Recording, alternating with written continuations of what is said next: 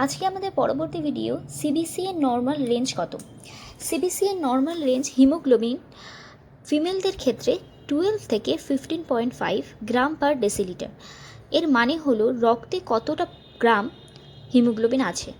মেলদের ক্ষেত্রে থাকে 13.5 থেকে 17.5 গ্রাম পার ডেসিলিটার। এটা নর্মাল রেঞ্জ।